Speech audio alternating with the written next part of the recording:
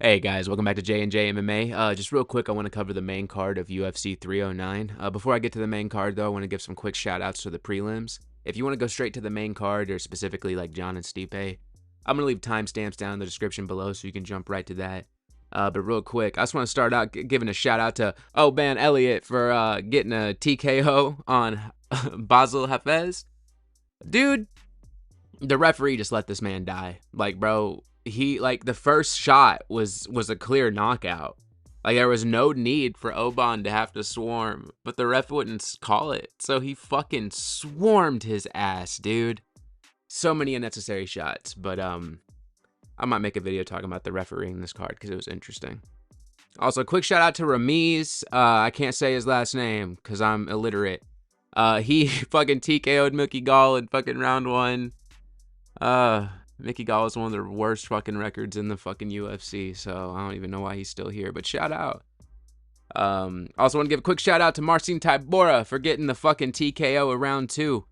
So Denise, the guy that he fought, I believe is beaten Alex Pereira in kickboxing. This man was very hyped up, but he just got fucking fraud checked because he had no fucking ground game. I'm not going to sit here and be like, oh, it's over for him. I feel like if he keeps trying to actually train mixed martial arts and doesn't just rely on his stand-up, he may have a decent future. But people sleep on Tybura, you know? To quote MMA Guru, people forget, man. You know, they really do. They really fucking do. But yeah, no, shout out to Marcin for that. And then quick shout out to Jim Miller, bro. Jim fucking pulled the ghillie in 2 minutes, dude. Damon Jackson fucking took his gloves off. He retired. I felt bad for him too, dude, because imagine you take your gloves off, you retire in the ring, and you're not even out of the octagon yet, and all you fucking hear Jim Miller say is justice for Peanut. Which for real though, justice for Peanut. But nah, dude, I just imagine that'd be a shitty way to fucking retire. But I'm glad Jim pulled out the win though, dude. Don't sleep on this old man. And then I also want to give a quick shout out to the toy soldier, Marcus McGee. That man was dominating rounds 1 and 2. Round 3, Martinez fucked up his leg with a leg kick. But then Martinez has I don't want to say no fight IQ. That's mean. But like when someone's clearly fucked up, you go after what's fucked up. Yeah, it's like I forget his name, but it's a dude that fought Sean O'Malley way back when. He did the same thing. He fucked up Sean's leg and then just didn't capitalize on it. So, yeah, shout out to Marcus.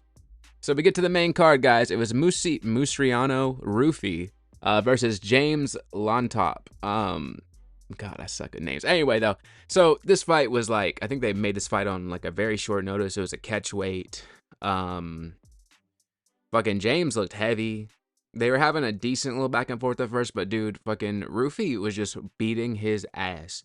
By the end, fucking James's face was pretty fucked up. I mean, he just had a chin on him though. He wasn't giving up, so I mean, it was a decent opening, but yeah, Ruffy won, dude. These next 2 fights, honestly, also were fucking snooze fest. So I'm gonna try to quickly get through them because I mostly want to talk about the last 2 fights, guys. Okay, so it was Araujo versus Karine Silva. Now, Viviane won.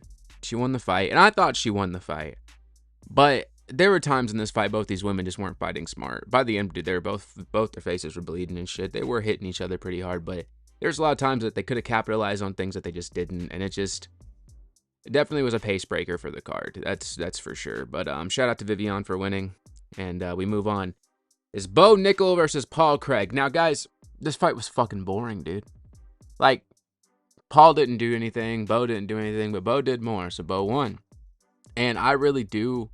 I blame both of them because Paul Craig's stand-up is the least threatening part of his game. And if you as Bo Nickal are afraid of Paul Craig's stand-up, what does that say about you? You know what I'm saying? I don't think Bo Nickal's even top 15. I mean, he has the potential to get up there, you know what I'm saying? But definitely not right now. And then Paul Craig knows that his bottom game is so good. And obviously, I know Bo's a wrestler and all that shit. But it's bro, you didn't even try to go for 1 sub. You didn't try shit. Knowing that you weren't doing anything in the stand-up. It was just a boring fight. They were just playing pitter-patter the whole time. And Bo pulled out the win. I don't want to say he was fraud-checked or anything like that. Because, I mean, he's so fucking young in his career. But he definitely is not as hyped up as everyone tries to make it out to be. Especially Dana White. The next fight, guys, it was Charles Oliveira versus Michael Chandler. Now, Charles Du Bronx is the boy. He whooped Michael's ass for 4 fucking rounds straight, dude. It was basically unrelentless. He's kept either getting him on the ground. Basically what he kept doing. He's kept taking him down, essentially. Mike really had no answers for it, dude. Like, even I forget what round it was. I want to say it was like between rounds 2 and 3 or 3 and 4. He literally said to his coaches, "What do I do?" He's like asking his coaches specifically, like, "What do I do?" Because I am fucking stumped, you know?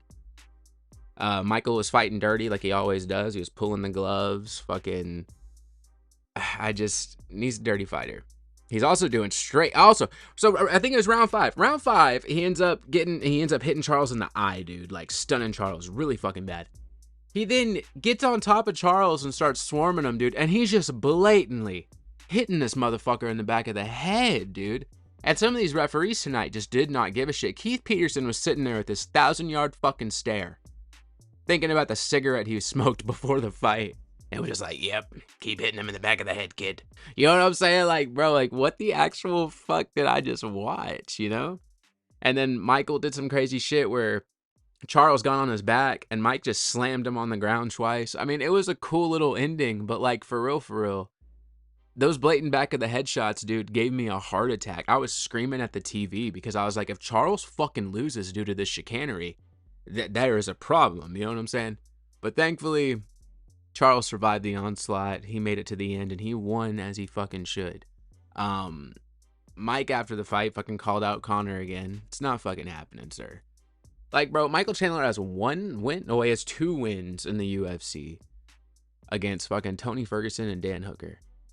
Everybody else he's lost to, and that's honestly crazy to think about. But yeah, no, shout out to Charles, dude. I was really happy he won the fight. It was a beautiful performance on his end. And now, guys, we get to the main event of the night. It was Johnny Bones Jones versus Stipe Miocic. Now, I like Stipe. I don't like John Jones as a person, but like as a fighter, I can't deny that he's amazing. Honestly, I feel like people gave Stipe a lot less credit than he deserved. A lot of people thought John was just going to smoke him round 1. I think even John thought he was going to smoke him round 1. But Stipe got a fucking chin on him, dude, and he stood in there. You know, he would land decent shots on John. And the thing that I know is anytime he'd land decent shots on John, John would like do that shit where he like starts to scoot away to the left or the right. Like he would kind of just not run away, but he would get away like distance-wise. And Stipe would usually take like 1 to 3 steps forward trying to swing on him and then give up. If Stipe would have just taken the extra 1 to 2 steps forward and kept trying, I feel like he could have caught John on the chin and could have done more. But that's the thing, it just, especially by round 2, well, by the end of round 2, round 3, Stipe was just fucking tired. Like, he just, you know, he's breathing heavier and shit like that. But the thing is, he was trying his ass off. Like, you know, I can't deny that to him. And I feel like he put in a way better performance than anybody thought. But John, man, John just kept hitting him with the precision. He kept hitting, like, his kicks were on point, dude. He kept using them fucking legs all night. And honestly, that's John's, like, most powerful weapon. Like, I feel like if John was in a standard boxing fight, he wouldn't fare that well. Because, dude, his kicks are, like, what gets him to the dance. You know what I mean? And dude, he landed a beautiful, beautiful spinning roundhouse. And just, he didn't get Stipe on the liver, but he got him on the other side, dude. But, dude, that would have made me fucking crumple like a bitch, too. I would have cried, man. And Stipe just fell to the ground. John swarmed him a little bit, and the ref called it off. But, dude, man, it was a beautiful kick. Like, if y'all didn't see it, go at least watch that highlight of the fucking kick. But I do give Stipe a lot of props for that. And, you know, John is the GOAT. He was being real vague about it. I mean, he's had a lot of controversy this past week. I almost made a video talking about it, but everybody else was. So I just let them get their opinions out there, and I've just been sitting on it, just waiting for him to fuck up one more time, you know? But, you know, he pulled the Jesus Christ and all that shit, and he gave very vague answers about what he wanted, but he did say he's going to fight again, and I hope and pray he fights Tom Aspinall, because Tom is the interim champion.